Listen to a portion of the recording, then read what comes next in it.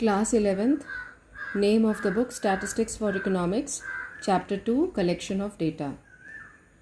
Welcome students to this class of economics. In this class we will be taking Chapter 2, Collection of Data. Let us begin our class.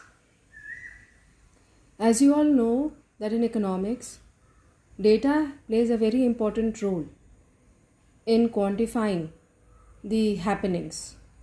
The quantification of the events gives the economist a strong platform for analysis and interpretation. Without the availability of data, no authentic and factual report can be presented.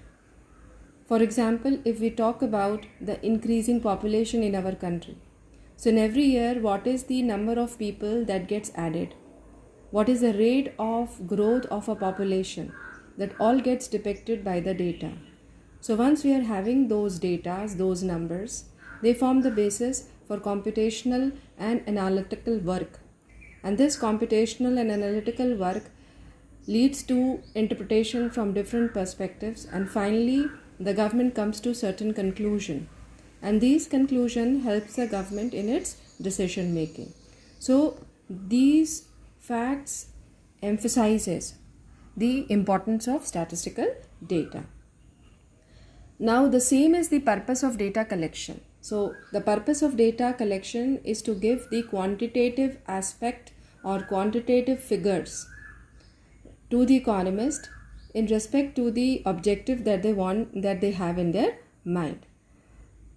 So all these analysis that is based on the data that gets collected, it is important because it shows evidence. These data, they are largely the evidences, and these evidences helps the economist to reach or to come at a solution, a very evident, a very clear solution to the different problems that probably we might be analyzing. Another important characteristic or feature of data is this, that the data, it shows variations from year to year and also from different product to product. What does it mean? That let us take the same example, population. So population in last year was different, population in this year is different, population in the coming year probably is going to be different. So there is variations in the data. If you're talking about rate of growth of population or number of people that are getting born, that is getting different. In population also we are having many other aspects. We talk about birth rate, we talk about death rate, we talk about infants, we talk about infants birth rate, infants death rate, we talk about the death rate of old people, death rate of young people, birth rate of so these are the different products. Like now we are talking about young people, middle age people, or people at a higher end, or older people. So they all vary, and their datas are different. So these datas, they are showing variations from one product to another product. So the computation or the collection of data becomes all the more important, and it is an ongoing process. And because these data, they are variable from year to year, so that is why they are known as the variable data. Here in your book they have not mentioned about dependent variables or independent variables. Dependent, so will not touching it much, but then for your clearer picture, I just like to add on to it is this. For example, if we talk about the price and the product that you are demanding, so the quantity of a product or a product that is being demanded by the consumer depends upon the price, right? So product is a dependent variable. Here product is a dependent variable. On whom the product is dependent? The product is dependent upon the price of a product, or of that particular product. So here the quantity of a commodity that you are demanding is a dependent variable, and it depends upon the price of the product. Okay, so there are various other factors on which this quantity demanded will depend, but one factor is a price. Okay, so there are, apart from variables, are those data which keeps on varying year to year, and we are having independent variables and dependent variables. So they all become a part and parcel or characteristic feature of the data that we are now studying. Now when the total sum up of this introduction part of data is this, that it is a tool. Data, it is a tool that is helping us in understanding the problems that we have taken up. And these data, they give us authentic and very acute information about the problems that we are trying to analyze. So they are a strong source of information for the analysis that is being done by the economist of different problems that is engulfing the economy. So taking into perspective all these particular features and aspects of data that we have discussed right now makes the collection of data all the more important or indispensable for the study of different economic parameters. Now we are going to move to another the topic, that is, what are different sources of data. Now when we are discussing on different sources of data, largely we can say that there are two sources of data. One is a primary data and another is the secondary data. These are also the types of data, and the sources depends upon the sources of data collection determines its type as well. So primary data is a data which is collected for the first time, and that is why we can say that it is original in character. So the person who is going on for a research work, he can collect the data by conducting inquiry. You can inquire people on different on different aspects or on the objective of your particular research. For example, if you are doing a research on the consumption pattern of people in Pantnagar, then you can inquire. You can categorize your study, like I want to study the consumption pattern of students who are in class 10, 9, 10th, 11th, 12th. So because that is like they are now comparatively more independent, they can make their decision in reference to their consumption pattern. So that way you can inquire, you can go to those children, you can go to those students, or you can even go to school and you can start conducting an inquiry, like what is your consumption pattern, what is the food that you consume throughout your day. So that way you are getting an information about the different types of food items that is being consumed by these students who are studying in these different classes. And then you can go for the further analysis that are these consumption patterns showing variations with respect to the income category that these students belong to. So there are a lot many other things that you can add on to your research work, but just for your for our information, I just want to say that because you are doing an inquiry and collecting first hand information about the consumption pattern of these group of students, so that information or that data that you are collecting is known as the primary data. So primary data is largely considered as the raw material. It is in raw form. You have to analyze it, you have to interpret it, you have to give a certain structure, a certain finished, you have to transform it into a finished product by doing analysis and by your interpretation. Okay, so this is what is a primary data. It is the first hand information which is collected by the researcher, and for this the researcher inquires from large number of large number of persons by asking questions, and they are collecting the desired information.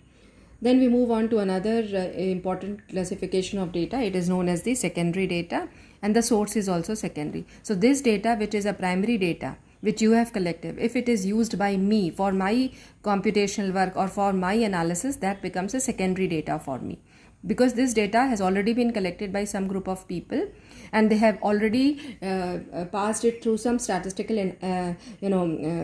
analysis or interpretation at least once. So this is what is the definition for secondary data. Further down the line, if we talk about the characteristics of secondary data and primary data, what we can say that this primary data is largely raw in shape, and the secondary data, because of statistical analysis and interpretation, it has become a sort of finished goods.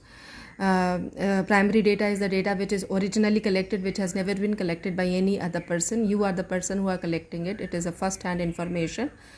But for secondary data, it has already been compiled earlier and the computational analysis work has already been done. So these are the three different parameters on the basis of which we can differentiate primary data and secondary data. Largely their sources vary, that is why their characteristic feature also vary. And in sum, we can conclude by stating this, that the data that you have collected, The quality of the data depends upon the nature of its collection, what is its objective, and what is the scope of that data collected, that inquiry. So that is going to be an important element when you are going for the collection of data. So depending upon the objective or research work that you would like to go on that basis you are going to determine the different types of data probably you would like to have for yourself. It could be primary data, it could be secondary data. So that all depends upon the nature, objective and scope of your research work. Now the next question comes is this: how we are going to collect the data? So we have to collect primary data or we have to collect secondary data for our analysis. Secondary data is very simple. Like if you are going for a certain research work, you can go for those journals. In those journals, the data pertaining to that particular objective of your research work is probably available, and you can take it from there and you have to mention the code. So it is not that much difficult to collect the secondary data. Then another important way to collect data, as we have already told, is the primary data. So whenever we are going to collect a primary data, we have to do an inquiry or we have to do a survey. Now survey is like you are gathering information from the people. You go and you do the surveys, and the purpose of survey is always to describe some characteristics, it is going to be related to the price, it is going to be related to the quality. So for example, and also towards usefulness in reference to the product. If you want to do a survey that if for example, let us say that a new product has been launched in the market, let us say Jio internet facility that probably has been launched in the market. So you would like to do a survey that how many people are what are the impression or what are the views or opinion of the people in respect to the price, in respect to its quality, because how much useful it is for them, what that is popular, whether it is very much popular. It is going to be popular only when all these three criterias are favorable in nature, and this is related to the product. And if we talk about an individual, we are talking about the honesty of a person. So if you are associated with a doctor, if you are associated with a lawyer, how much honest that person is in his dealing, that also is going to determine whether that candidate will be approached for the problem solution or not. So these are certain aspects or criteria on which the survey is based upon in reference to the data that probably we would like to collect. So it is the primary data. Primary data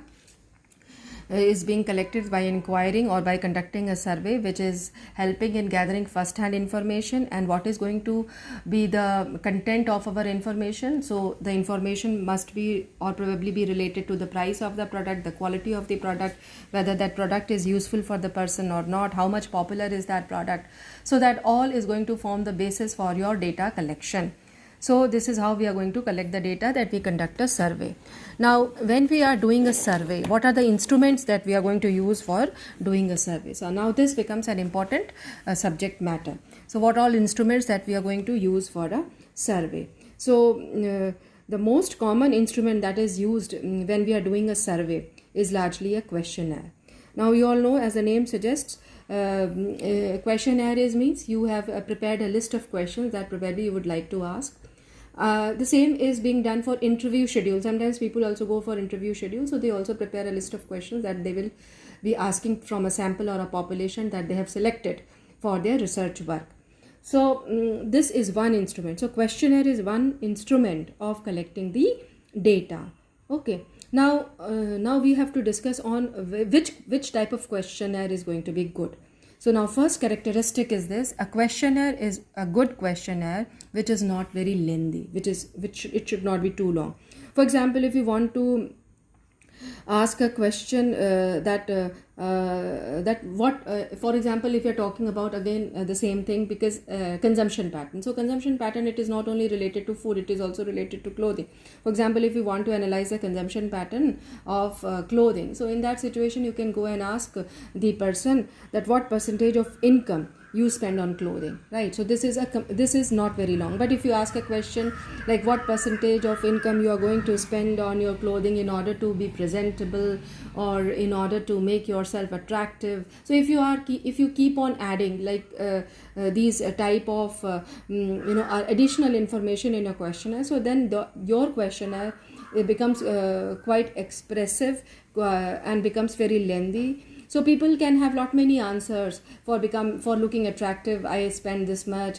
For making my requirement, I guess. So that way you will be getting different informations, and people will not be that much clearer as to what kind of information they probably would like to give. So they become very confused. So a questionnaire has to be very crisp and short, so that people are very much clear as to what the questionnaire, what the surveyor or what the researcher wants to know. Another important thing is that it should be easy to understand and should not be using difficult and ambiguous words. So obviously, if a question is easy to understand, so the response is also going to be very good. Then another important characteristic of a questionnaire, good questionnaire, is this, that an arrangement, it should be arranged in such a way that a person is comfortable in answering. So what does it mean in comfortable in asking? It should not be asking certain personal questions, probably that they would not like to express upon, or would not like to share with the person or with the surveyor. So we should not ask uncomfortable questions. Then we move from specific or from general, like you ask general questions and then you start moving down to the specific questions. It should not be, for example, if you can ask, how do you like the flavor of this high quality tea?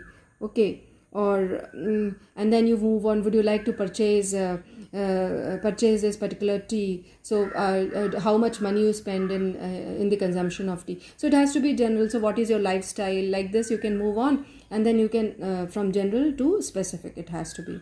Then again we come on to the another point, that it has to be precise and clear. And another important characteristic of questionnaire is that it should not be double negative. Now, what do we understand by double negative? For example, it is not advisable to ask questions like wouldn't you or don't you. Okay, it should not be like, you should not ask a question like that. So it has that concept of double negative. Let me give you an example. Like you can ask, if you are asking a question, don't you think that going out in the COVID environment should be completely prohibited by the government? So or don't you think that smoking should be banned? These type of questions are not crisp questions. They will not receive crisp answers. Instead of that you can ask, do you think that going out should be prohibited, or liquor should be prohibited or banned? So that way there is no double negative, and question becomes a bit of direct. And another important example of a good questionnaire is this, that it should not be a leading question. Now, what do we mean by leading question?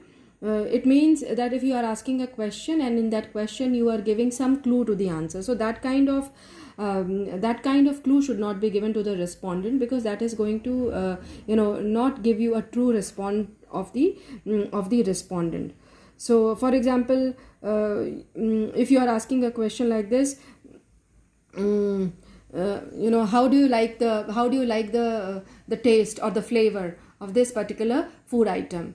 So that way it is a leading question. Or if instead of that you can write, do you like the flavor of this ice cream? So that way the both of them are different. So if you are asking a question, it should not be leading to certain conclusion. It should not be showing your impression on the question related to the quality of a product about which you are collecting information. So a question should not be a leading question. It should not give some kind of idea about your opinion of the product that you are talking to the respondent, and which might at times tilt the respondent to certain conclusions. Another thing is that it should not indicate any alternatives to the answer. So that again is very important, that you should not ask a question that there are alternatives. For example, would you like to go for a work or a job, or you would like to be a housewife? So these kind of questions, or would you like to what kind of career would you like to opt for? That is a good question. But would you like to choose being an engineer or a doctor, as has been the trend? So don't give an option, and by giving an option you are limiting the horizon. So you have to that way limit your questionnaire so that your questionnaire is a good one. Okay, then it can have both closed-ended, structured, or open-ended, unstructured questions. So when we're talking about closed-ended or structured questionnaire, it means there is going to be a multiple choice questions, and out of those multiple choice questions you have the respondent will have the choices in the ranges, and he will just put marks. So that becomes a closed-ended or structured questionnaire. Open-ended or unstructured questionnaire are those questionnaire in which there are lot many options for the for the expressions to the respondent. So you can ask like your opinion, your views, your comment. So that way the respondent is open in giving his opinion or expressions. So there are no limitations in reference to the choices given to the respondent. So this way we are defining closed-ended or structured questionnaire and open-ended or unstructured questionnaire. So they both can be a part and parcel of your questionnaire. So but the amount or the number of structured or closed-ended questions that you are having, or the unstructured or open-ended questions that you are having, that is going to be decided by the objective of your survey. Okay, so these are the qualities what we have gone through. They are the qualities of a good questionnaire, and questionnaire is one such instrument in making a in collecting the data. So here we have I have discussed about closed-ended questionnaire or open-ended questionnaire. For closed-ended questionnaire, it has to be either two-way or multiple choice questions. There has to be choices, two choices, or there will be multiple choices. And here in open-ended questionnaire, it is an open question. It allows for individual responses. Here in closed-ended questionnaire, it is easy to use score and codify for analysis because you have got the options ticked, and that way it becomes very much easy for computation. Here in open-ended question, it becomes very much difficult to interpret as to whether the person is in favor of the question, in favor of a particular thing, or dislikes, expresses his dislikes. So that way it becomes confusing in reference to its interpretation. Then another difference between the two is that it is difficult to write as the alternatives have to be clearly written. So sometimes it is very time taking when we are making this closed-ended questionnaire, and sometimes there are certain options which probably should have been given but it is not provided. So that way it becomes a limitation of closed-ended questionnaire. And in open-ended questionnaire, obviously there is no alternatives that is given. The respondent is free to respond. Then the next difference is sometimes individual true responses, it is not present, so you have to go for any other option. And in that way lots of, and you don't know what are any other option, probably you have to guess. But here in the case of open-ended question, there are lots of variations in the responses, and probably you are going to some conclusion. In this reference, probably any other responses gives us no conclusion about the opinion of the respondent, but here through the interpretation of the expression that has been given by the respondent, you can come to some or certain conclusions. The last point, it tends to restrict the awareness, the answers, by giving the choices. That is what is the limitations again of this closed-ended questionnaire. So the number of choices that you are given, that limits the respondent's responses. But here it is no such restriction because the respondent is free to give his own expression. So these are some of the, this is one such mode of way instrument that through which data can be collected, or resources can be identified for collection of data. Apart from that questionnaire, we are having different other modes of data collection, and one such mode is personal interview. As the name suggests, you are interviewing the person, and you can that way access to all the person whom you want to interview or want to make the subject of your research work.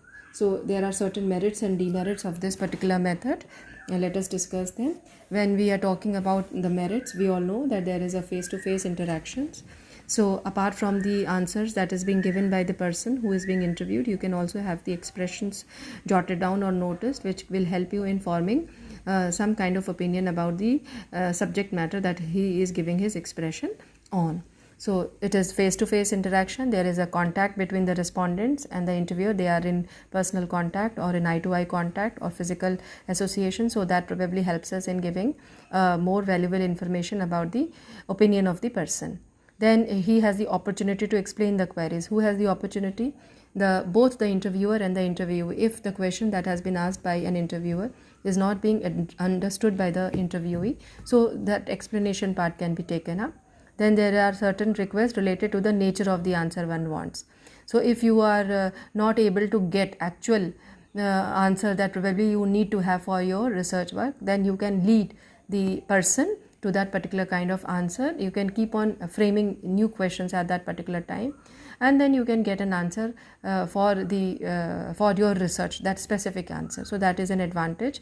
Then it also helps us in avoiding the misinterpretation and misunderstanding. Sometimes you are expressing your opinion and a person is not able to understand because you are in one-to-one interaction. So that way, if there is some misunderstanding, if you are understanding something and the person is expressing something, so that kind of misunderstanding or misinterpretation can be avoided. And then as I said, it is watching the respondent's reaction. It provides additional or supplementary information regarding the research work that is being done on an area. Apart, these are some very strong advantages, but we have got demerits too. Demerits is this, that one-by-one interaction or one-to-one interaction is happening here, so it becomes quite expensive. It is time taking, and it also at times limits the responses. Sometimes, what happens in a personal interview, a person is not able to express in front of a person, so that way the responses gets limited, and probably the objective at times gets defeated. So these are some of the limitations of an interview method. Now we move to another method that we have already discussed, that is questionnaire. So here in mailing of questionnaire, so this is another, apart from that questionnaire that we have made, there is another option that people are using is these days, because of this internet facilities available, we mail the questionnaire. So in that mailing the questionnaire, it is being sent by mail, so it becomes less expensive. It is not involving much of paperwork, and people who are in far off areas or remote areas, they can also be accessed. And here, because there is not one-to-one interaction, only the questionnaire is being mailed, so there is no influence of respondents by the interviewer, and there is sufficient time. The respondents are given time on at their own disposition, and they can take their time, and they can conveniently, in a cool mind, whenever they feel comfortable, they can give responses to the questions that has been asked. Okay. The demerits that we can talk of is that there is less opportunity to provide assistance in clarifying the instruction. As we have seen in the previous personal interview method, there was one-to-one interaction. So if there are any queries, misunderstanding in understanding the questions that has been asked, or misinterpretation of the answers that has been given, that can be cleared at that very moment. But this gets limited here, and then at times it happens, you get a questionnaire, you don't feel like answering it, you just keep on lingering it. So there is a probability of low responses. You keep on, so there reminders keeps on coming, but still at times the person gets irritated, he gets busy in certain tasks. So there is an element of low response rates when we talk about the mailing of questionnaire. Another important method the third method that we can discuss here is the telephone interviews. So through telephonic conversation, you can interview the person. So it is just like one-to-one interaction, but then the person cannot be seen. So what we can say that it is cheaper, merit is that it is cheaper than personal interview, because in personal interview you have to arrange the meeting. So it can be, the time can be crisp. You can decide for 10 minutes, 15 minutes. So it can be done in a short time. And you can assist here the respondents like you, that misunderstanding and misinterpretation can be managed, as was experienced in mailing questionnaire method. Then it is good if the respondents are good and are very much happy in answering the questions, but it becomes bad when they are reluctant to answer the questions. So they are not able to, they are not receiving the phone. That way it becomes bad. But certain questions, if they are asked in personal interviews, and because of this face-to-face interaction, the respondents becomes reluctant to answer.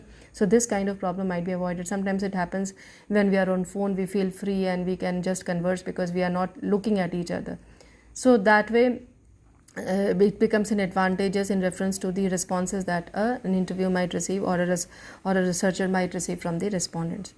Demerits is sometimes, we all are dependent on this electronic gadgets for our accessibility, so it becomes a limit, and sometimes people don't pick up the phone, so it all becomes quite hectic and irritating. So these are some of the limitations of the mailing questionnaire method. So these are some of the methods that we have discussed that are used by economists or any other people for the collection of data.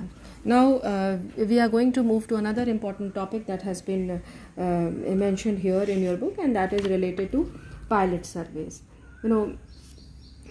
What happens once you have got that questionnaire done. Okay, you have made your questionnaire ready.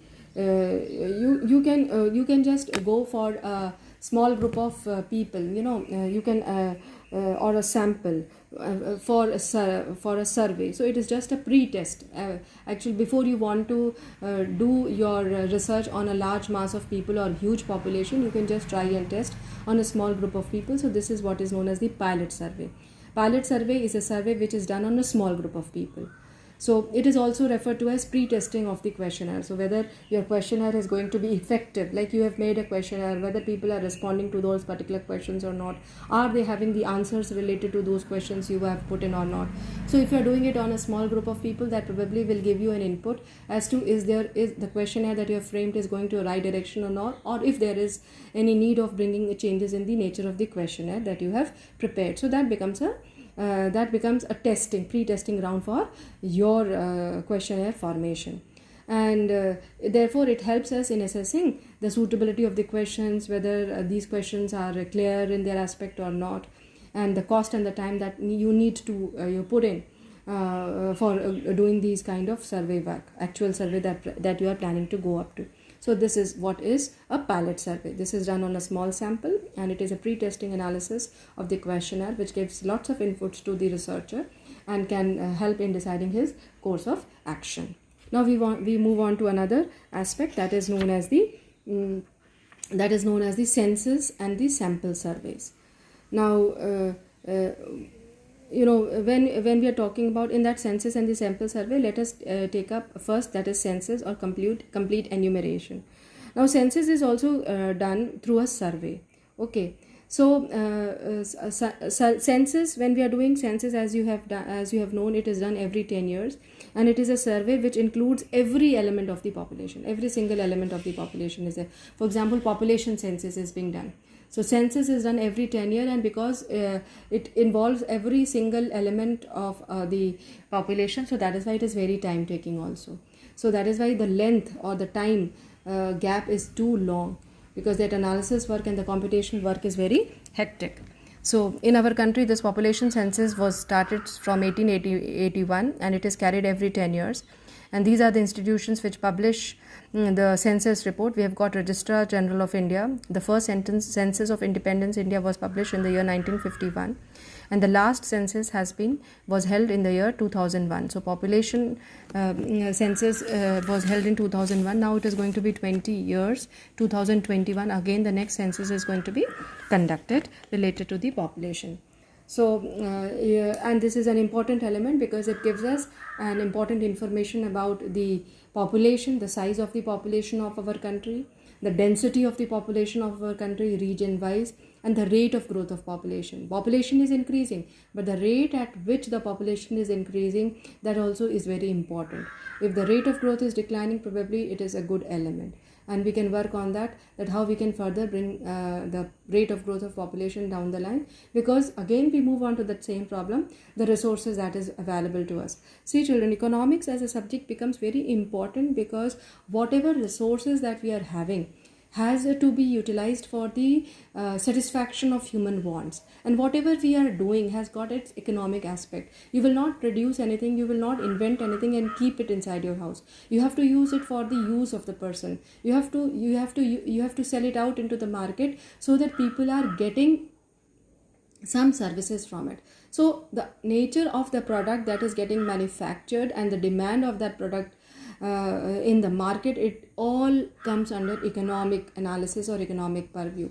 And economics is not only related with the production, it also relates with the distribution, it also relates with the utility, whether the product that is getting produced is useful or not. It also talks about the social setup, it also talks about the social growth and development, it also talks about the satisfaction. So every single element in this universe can be economized, okay, or can is a part and parcel of economics. So that aspect, economics becomes all the more important, and the data collection becomes all the more important, and the collection of data for survey work or through census, the study of it becomes all the more important. So here we have talked about census, which is being done every 10 years regarding the collection of the